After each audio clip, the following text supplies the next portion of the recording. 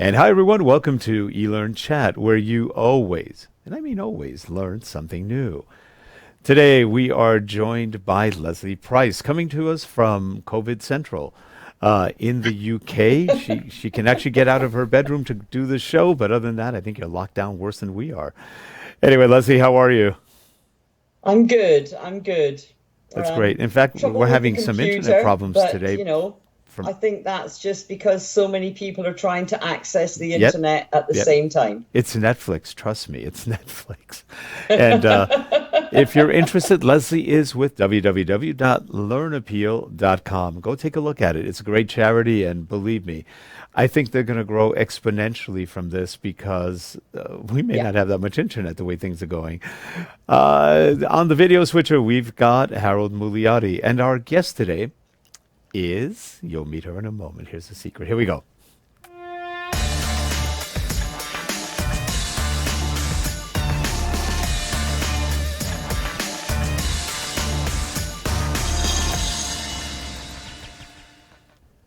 This show is sponsored by Relate Corporation, specializing in digital learning, corporate video, management consulting, and more. Visit us at www.relate.com. And we are back, and joining us in that center position of power, we've got Susan Kingsley. She's joining us from the Salt Lake City area, and she's with, GForce Learning and also Review My Learning, a product which has been out for a while, developed by her husband, James Kingsley. And in fact, by the way, congratulations. The Kingsley's brand new. You were Susan Welland Yes, earlier this week. Now it's Susan Kingsley. So congratulations. Um, thank you. James is a good guy, so he's a lucky guy. So that's what we'll say that. How's that? Yes, he's lucky, but I'm even more lucky. Oh, she's nice. Give her a year. No, I'm just kidding. The smile will Anyway, become well, mine. congratulations, and No, you he's know, amazing. He's amazing. yeah, I've been married, believe it or not. Let's see, this year will be 36 years. How's it going at home together nonstop? Oh, it's How's the fine. The marriage? first 35 years were tough, but it's gotten easier now, so we're good. So, It's We should all do an right, eLearn Susan. chat on how to stay married as I've a actually remote. met Rick's wife, Lesley. So she is another Lesley. So the that's right. two Leslies, we did try to gang up on him a little bit, It was fine. Well, and I and was we wondering that, succeeded. Leslie. I'm Yeah. glad you clarified. Yeah, it's the other. Yeah. Yeah, it's my Leslie. It's not this Leslie. She's our co-host, Leslie. Yeah. There's a definite height difference. This Leslie is And a spelling difference, and the spelling difference. That's true. She's Yes. Lesley, and mine's Leslie, the more which American is version. actually the man's version. But So not in here. Scotland, Yeah, that would be the man's version, yeah. which is why Rick's Leslie can boss him around. Uh, And a lot of women nowadays, they just love to keep their maiden name for many reasons. sure. And so I took a leap because I call Kingsley Kingsley, but now I'm Susan Kingsley. So do I call Kingsley James so there was this question prior to getting married, but I'm still calling him Kingsley. Well, I have an idea. You're Susan Kingsley, but he's Susan's Kingsley. How's that?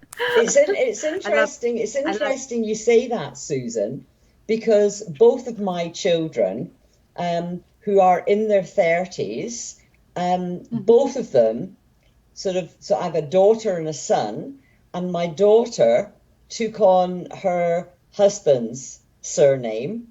So she's a primary school teacher, and she's gone from being Miss Mac to Mrs. Button, and the children love it.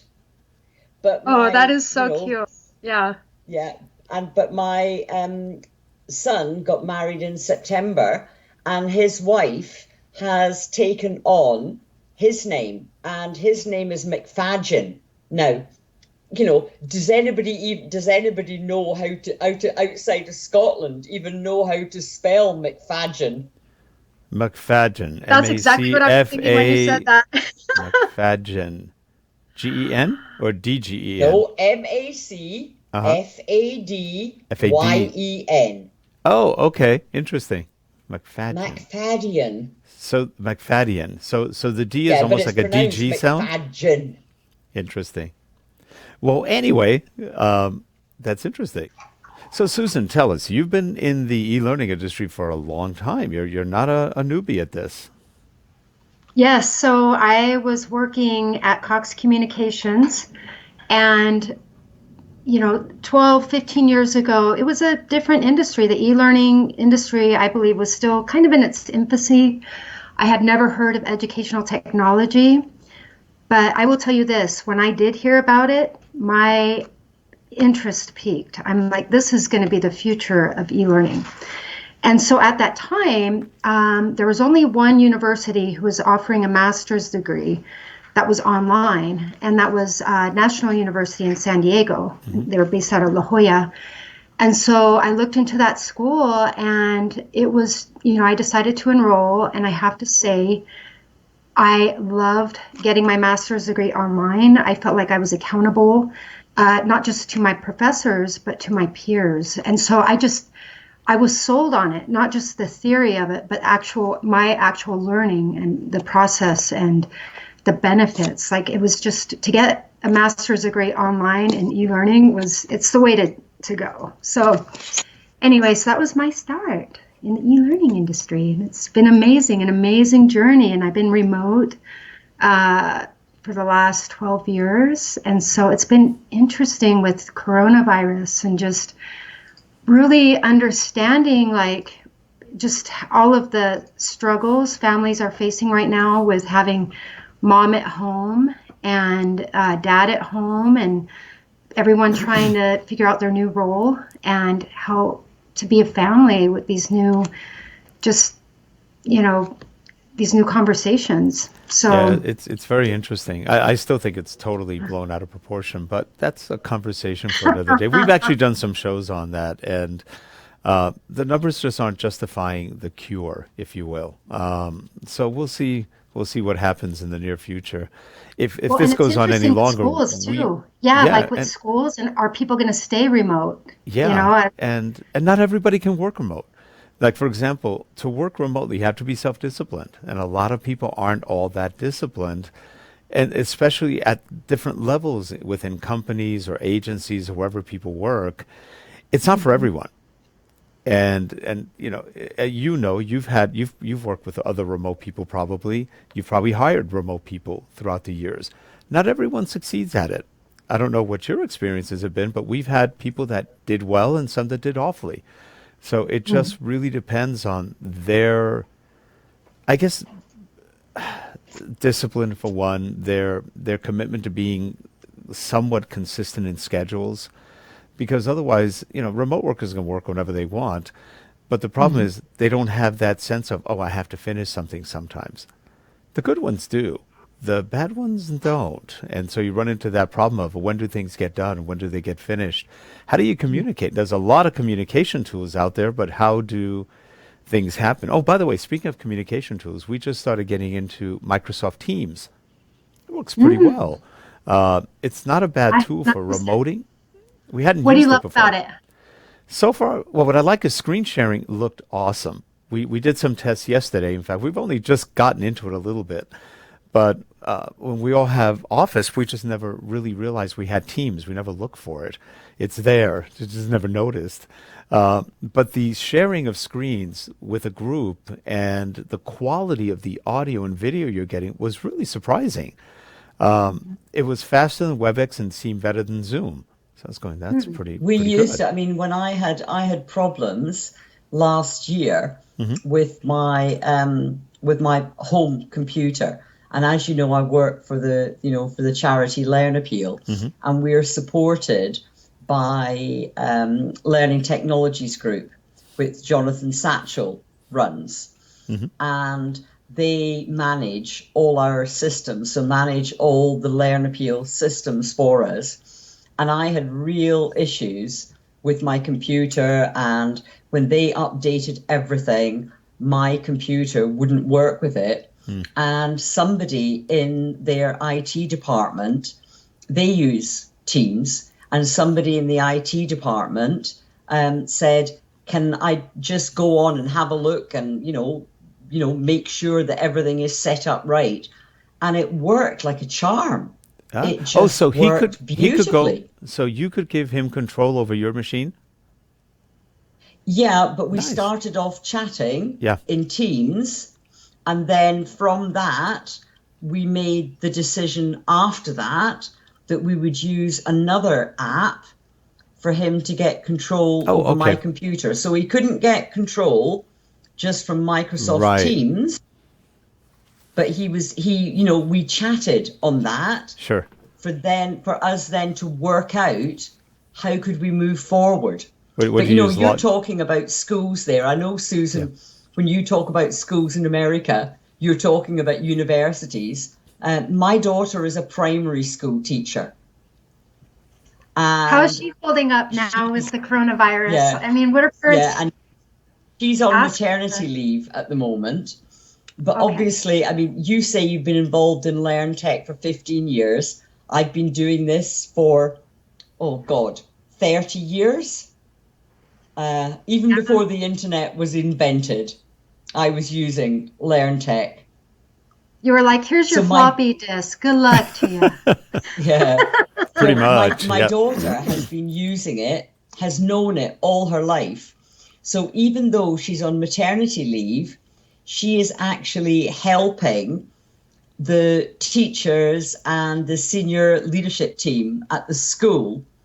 And I then send her links that my contacts in the industry, in the business have, so that she can then send them to the leadership team and to other school teachers, because they have no idea Yeah.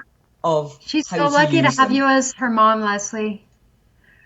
You're going to Sorry? get Mom of the Year award. Yeah, well, it's just, It's all about who I you don't know. know if it was Mum of the Year award when I was telling them get off the computer when Yeah. they were little, and I used to restrict usage. My kids were not allowed a computer in their own bedrooms until they were about 15. I banned it. When you don't want them in their rooms with a computer. Yep. Yeah, Yeah. we did the same thing. So Yeah, I We was did the super same. strict on my Yeah. first two kids. Like, no, we didn't have TV, no laptops. Like, they had to earn computer time. And then with my Yes. two youngest, it's like, I got them iPhones, and, I lost all control. Now they're my puppet master. I'm just here on strings. you look too young to have four I kids. Way too I young. got mine phones Yeah. and iPad minis, but then they were restricted. And because, even when they had their phones, I would ban them from the internet. They weren't allowed to connect to the Wi-Fi. That's funny. Now, Susan, James, your husband, has been on the show before, and he talked about Review My Learning and what that tool does. How's that going with the Review My Learning? It's going very well. We one of the things that's interesting about Review My eLearning is it's super useful for authoring tools, like especially for Captivate users and developers. And what surprises me really are the number of people who have Articulate but are still using Review My eLearning, because they also have an integrated tool.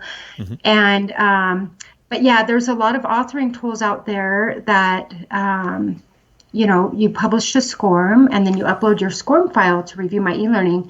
And basically, it's a wonderful review tool in which subject matter experts can comment on each slide. The developer can know exactly what they need to change.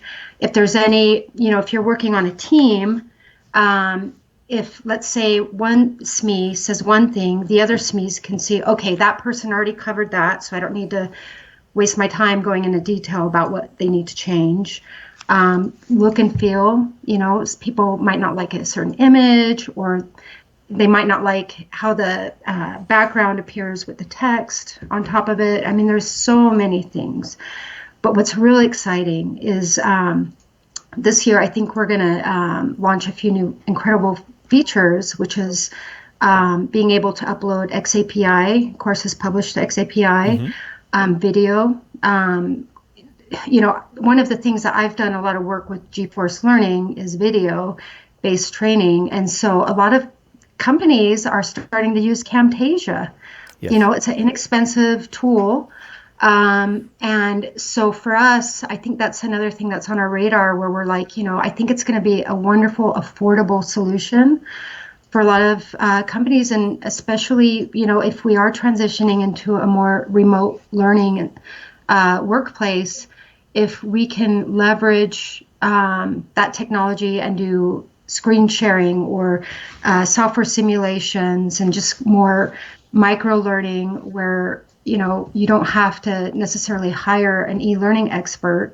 You can just go onto YouTube and say, okay, I like what this guy is doing. I'm going to do that too. And then Camtasia offers some wonderful tutorials. I mean, it's just, I think the technology is just getting easier and easier to apply. So it's exciting. So how do you think this COVID virus, Susan, what do you think the long-term impact is going to be? Do you think it will change people's mindset? Absolutely. I think there's been a lot of fear when it comes to remote workers and the lack of accountability and are they really working while they're at home? And in my experience and the experience of people I've worked with over the years, we work our asses off. I mean, I really, if anything, I think it's kind of caused problems for me. Like, I'm divorced. And honestly, I think that contributed to my divorce was because I was always working. And I didn't have that off button. And so when I hear, other CEOs or people, who are really decision makers, and when they say, well, I can't trust people when they work from home because I don't know what they're doing. I look at them in their eyes and I say, you know what? That's because you would be screwing off. You would be, because that's you. I don't think most people would look at their job and not take it seriously, because I think innately people want to do a good job.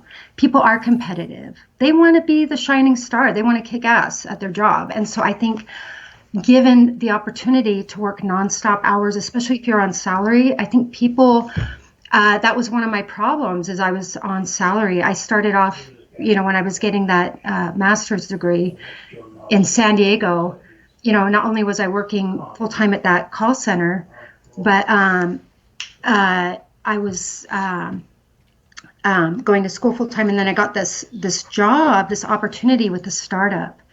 And that startup was Essential Learning. And so they have really transformed the behavioral health industry. They've been acquired I don't know, twice by now, but it started off as a small company. And anyway, I'm kind of going on a tangent. But basically, I just feel like I was working and just, it was hard to turn it off. So if anything, I think employers should be excited, and I think they should realize that this might be a way for, I don't know, I think it's going to open a lot of creativity. I think it can hold people more accountable. I couldn't agree with you more, because back in 2003, I took over a team when I was actually working for a government agency, and in that team of 24, at least 50% of the people were remote workers working from home.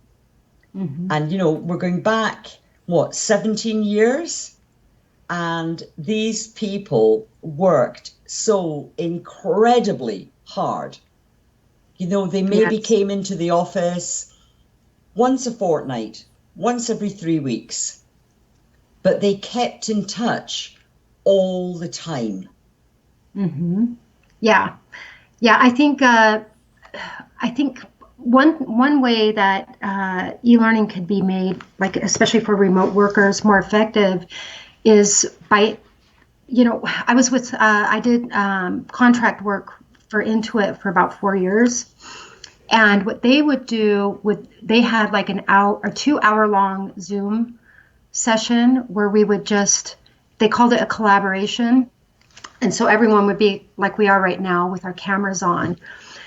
And I have to say that was the most awkward and painful 2 hours that I had to face every day. It was like I had to look at everyone's head. And occasionally, and I love this spirit of it, where it's like, hey, we want to make this like we're working in an office, but let's face the facts, we're not. This is a whole different, this is not what it's set up to be. This is not how you make it more effective, just leverage the tools, use chat. And then by using chat, then there's a record of it, Slack, once you type something in, a question is always there. You can search by that. We use Google Chat, and, we've seen some of the good things about that. But we've also seen some of the crappy things where, trying to keep things organized and, searchable. That's been one of the issues, that we've had with some of the larger contracts. It's like, I think there was a conversation. I think, Paul said something about that. And then, so that's one of the things is making sure you can find information in a ready available tool, so really doing the research on, are we going to use Slack? Are we going to use Skype? Are we going to use Zoom? Are we going to, use Google Chat? Like, I think really understanding how to leverage those tools, in the long term is going to be important for companies.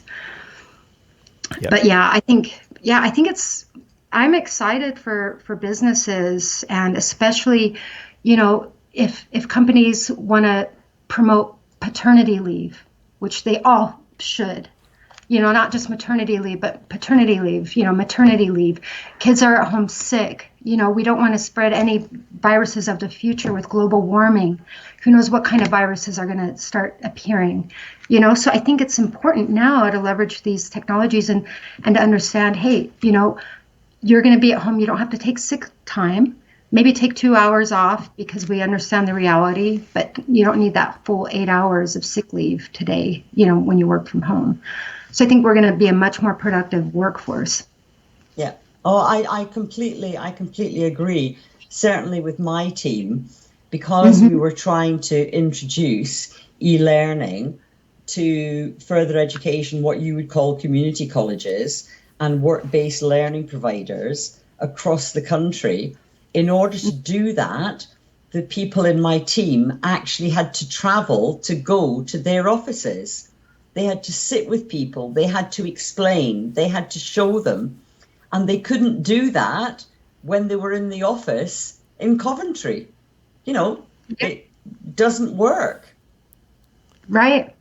I think one of the problems, like one of the concerns that I would have is like Big Brother over my shoulder constantly.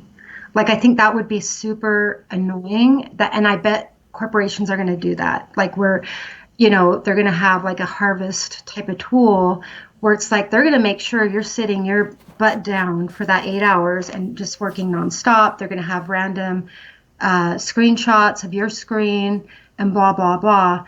But circling back to the point of e-learning, it's really, you want to create learning that's really about the learner, the user. And so you want them to be engaged and involved, that you want them to click on something because they're actually interested, in doing a better job or whatever, So basically my concern is that it will take away, I don't know, it will become more like a prison. I don't know. That's one of the concerns that I have, is that in the future, if companies adapt to remote, that they'll be just kind of creating these prisons for people where they're just like wanting to shoot themselves in the head because they're constantly monitored. Well, that happens. And actually, that happens already at certain levels. If you work in call centers and you've worked in a call center, everything you do, say, and perform is watched. How many keystrokes you do per second, all of that's actually been watched, analyzed. You tend to get asked every week, well, you were on the phone a little longer than you should have been. That's pretty prison-like. That can get real irritating to people, and people want to get out of call center so badly usually. And we've done a ton of call center training, so we're kind of familiar with how that goes. And so whether you're in home or at home, or you're in a large bullpen with 100, 200 other people, or 1,000 other people, it's an interesting experience. So not everybody likes that. And also, I think you're talking different levels of professionalism. Not everybody's that self-directed. Like, for example, you are. I see both of you, and you're both very self-directed. Not everyone is you, or are you. That is true. You're going to get a lot who aren't. Even in the professional realms, not everybody works that hard. Some do, some But don't. a lot of that, Rick, a Hmm. lot of that comes from the direction of the manager Absolutely. involved. Yeah, And one absolutely. of the things, that I'm still in contact on Facebook with so many of my team, Hmm. going from people who were senior in my team to people who were on the admin side. And Yeah, I'm still in contact with some of the receptionists in the yeah, field. And the whole focus of it, what I believed in, was trust. yes, And trust is the most important thing. And it's not just the trust that you have in the people that are working in your team, it's the trust that the team have in you as the senior manager. It's right. a two-way process. Right, but aside from trust, you've got other issues that fall into that. That you've got cultural issues. Not all cultures are driven to perform. A lot aren't. There's a lot of different things that could affect remote working, remote performance, remote delivery. I've known people throughout the years that have worked remotely, and they constantly have internet problems. And the problems tend to arise usually when there are deadlines or there are other things. These are things that can happen. But how much of that is good, not good, abused, not abused? There's a lot of factors in remote that sound great in the beginning, but it all really depends on your team, depends on management, depends on how processes are set up, and it also depends how, oh, let's just say, complex the processes are. You may have a very simple process. It may be a very complex process. There's also the team aspect of working remotely when you're doing development. You may have one person doing graphic arts, another person doing sound editing, another person doing writing, still another person creating storyboards, maybe visual storyboards, and another person doing deploys, someone doing authoring. And even though that's a lot of people, we still have that. There still are development groups that work that way, where Yeah. things get passed from one to another to another to another. And that creates a lot of possible problems in handoffs. And that can be fixed. But those are issues that will have to be talked about if all of a sudden everybody starts going remote. And there's one other thing. Why do people go to malls? They could go online and buy everything because people like the social experience. When you work remotely, that social experience isn't as pronounced or even as noticed. It's just not there. It's much harder to get it there, especially if people are very remote from where you are. If you're remote, maybe by half hour or an hour, that's different. You can always come in. But if you're remote by many hours, many thousands of miles, it's a whole different ball game. And time zones, that creates a lot of other issues. So I'm being a devil's advocate, but we've been through that. We've seen it in many real world situations. It's not all cotton candy and sugar. There are a lot of operational issues that can get in the way. And I don't think people are jumping into it thinking about all of the issues that could happen and how to work around them. And sometimes you just work around it by figuring it out. But some things are endemically a little bit risky. Your risk level goes up remotely than it would with in-house. Now, mind you, we've been remote for 20 years. We're used to it. A lot of companies aren't, and there are risks. We assume risks when we do what we do. All of us do. You guys do. How do you deal with that? Because risks mean you could lose business if you don't deliver on time or something happens. Internet is a common thing that happens. Sometimes you get great bandwidth, sometimes you don't. And it's getting cheaper, but it's not everywhere. For example, if you live in an area that has great bandwidth, you're lucky. Not every area has great bandwidth. Some have wonderful, some have cheap. It just depends.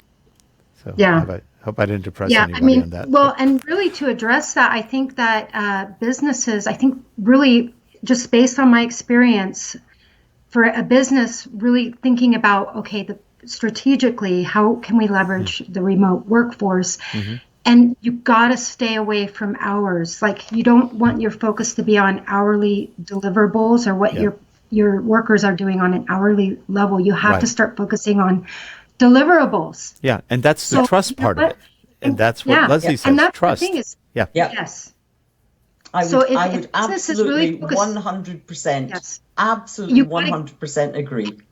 And you know what? Guess what? If you're going to keep those kick-ass workers because they're going to be able to produce a lot faster, high quality.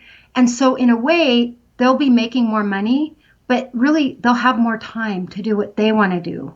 And so maybe, they'll be willing to accept a salary job with less pay because guess what? If you're focusing on deliverables and they get it done consistently early, in a sense, they're getting paid more. You're getting great work.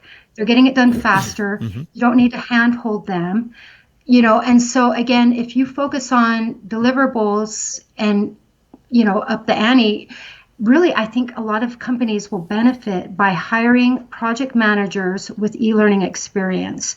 Because one of the things that I noticed, and I have to say, I milked it because I would have these projects where these project managers would give me so much time to do something. And I'm like, I can do more, or I can, do other things. They're like, no, if you can do it by this time, we'd be really stoked. And so I'd salary. It's funny you say that. It's funny you say that, Susan.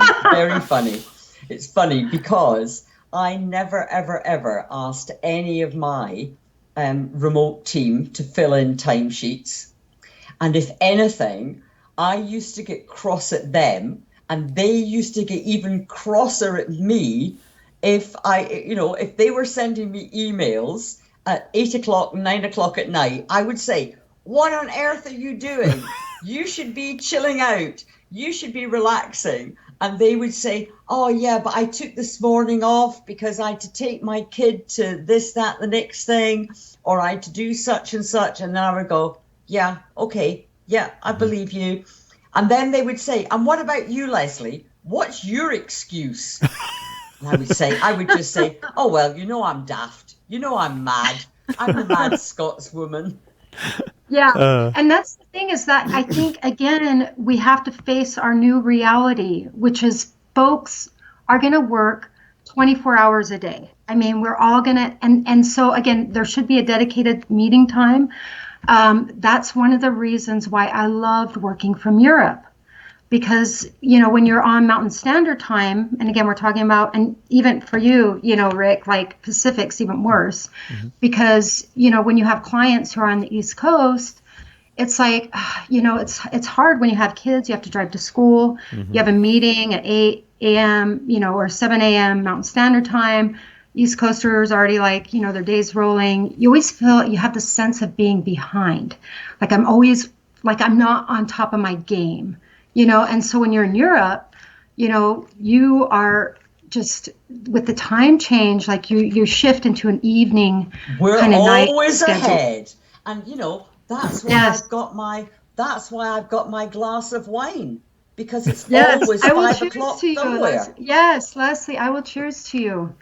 And that's the beauty of it is you're always ahead of the game, and it's so awesome. And then we were living in Malaga, Spain, before basically shit hit the fan with the coronavirus, and it was just magical, because the cost of living was good. I was trying to get my kids into international schools there. You can really create a life out there, and I'm going to add another tip because. We're here to learn something new. I'm going to say this to Americans, that if you buy a property in Spain, and now we know there's probably going to be a lot of them available in months to come, if you spend 500,000 euro on a property, you basically get citizenship. And there they have socialized medicine, so you don't have to In America, if you own your property and you have a health, like let's say you get cancer or you have some horrible health thing, you can lose everything. But if you buy property in Spain, you always have health care. You'll always have, you know, pension. Like they take care of their people there. And so just throwing it out there, tip of the day, buy in Spain. And I love the I think culture, that and might they be like where we Trump need there. to end it, Rick. This is Yep. getting, this is getting, this is getting delicate. No, that's fine. No, we actually were just about out of time anyway because of the problems we had with the internet before. But this has been a good show. Susan, we'd love to have you come back on, share some I more, would love to and be back on. um, Yes, absolutely. because Spain, we can talk about Spain too. I lived in Spain for a month in the Canary Islands. I loved it. Oh, very It was nice. That was in Las Palmas, and it was really nice. It wasn't perfect, but it was nice. It reminded me a lot of LA actually. The climate and the architecture was very similar in parts. But no, these are good conversation, and we'll have to see what this coronavirus does. It's going to be interesting. It may not be good. It may be good. We'll see. I think the jury's still out. And as our economies plummet into depression, we will really see because we're destroying businesses right and left right now. And Yeah. that's really sad. Look around your area. How many companies have gone under? Restaurants. We already have a whole mess we've seen here. And it's just a shame. We know some of these people and they're gone. It's like, darn, it's only been What's two going to, weeks. what I find particularly tragic, and they've been putting on the news a lot here in the UK, is a lot of the garden centres, the farmers Mm-hmm. who you know, house plants, garden plants, Yeah. all because we're coming into spring where everybody is going to be planting up the gardens, Mm. and they're now saying they're going to have to destroy millions and millions of plants. And, it's not just the cost of the plants, And why is it's that? that it's just, what harm is, they're all saying, oh, the coronavirus is great, we're not out in the street. But if we're not planting, what impact is that going to have Well, yeah, on not the to mention environment? you reduce oxygen aside from Yeah, other things. But why would they not? Why would they want you to burn plants? because they're not regarded as an essential good. Oh, God, that's stupid. So Okay, they're but they're that they're not happens. Yeah, regarded. think of it this way: who's running this? Politicians. Enough said. Yep. I won't say anymore. Well, Politicians I and do have big to add, business. Yeah. I think that in the future, when we look back at this time, Hmm. I think especially kids, when they become adults, they're going to be a part of this historical moment where, they're going to remember this as this time they spent with their family and they rode bikes and they played puzzles and, we just got more, we just start looking at people like who our friends are, who are we really staying in touch with, and what really matters to us and as a society. And I think it's bringing together a lot of people, and it's bringing together families. And I just think it's a wonderful opportunity to show each other what it is to be human and what we can do to show we care about each other. And kind of like with the e-learning, one of the things that it did was it opened communication. So I was held accountable to my peers about my thoughts. And so this is a way to really share your real thoughts with people and your family and to be vulnerable and find strength through that. Yeah. Just remember the old saying: familiarity breeds contempt. You never know. I mean, I was born in Argentina, and it's a culture which is very similar to Italian. It comes from Italian and Spanish, and those 2 and 3 generations living in a house, not always as happy as you might think. They're forced into it. They're forced into it. They're not necessarily happy with it, but it's very hard to buy property and other things when the salaries aren't as high or whatever their conditions in life are. It's not always pleasant, and it leads to problems too. And, there's always two sides to these stories, and so yeah, we balance is, I guess, what we can hope for. if we can balance it. And they were saying already that within only less than 2 weeks, where people have been kind of quarantined here in the U.S., the police are getting called out for abuse cases. Everything. People are fighting with each other. It's like, oh, geez. So hopefully we don't get more of that and people calm down. And remember, they've taken from the masses sports. That really pisses them off. It's going to be interesting. They were talking about canceling the NFL football season, and there was already people were starting to raise up. They canceled all the soccer games in Europe. People are not happy. Yeah. And they've cancelled, and more to the point, Rick, they've cancelled Wimbledon. Oh, interesting. Yep. Did you guys watch that episode of Black Mirror? It's the first time since World War II that it's been cancelled, and they've also cancelled all of the Edinburgh Festival. And people all over the world know about the Edinburgh Festival. I have a friend who was going there, and she had to cancelled. Yep, she couldn't go. She was really unhappy. What were you saying about Dark Mirror?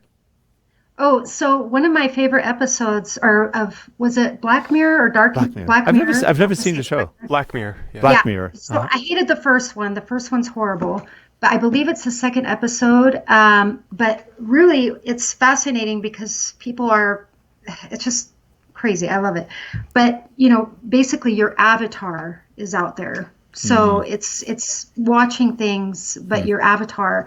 And so that might be, people can pay, to have their avatar there and to watch the fights. I love MMA, all that, your avatar is there present and you get first, view of it, or people, who can't afford to have a custom built avatar, they can watch passively. I don't know. I think maybe we can leverage technology for sports, but it is kind of weird to watch people go into these empty, rings and go at it. But yeah, still, it's a little odd. Yeah, but I think they're canceling all the MMA fights and stuff now too.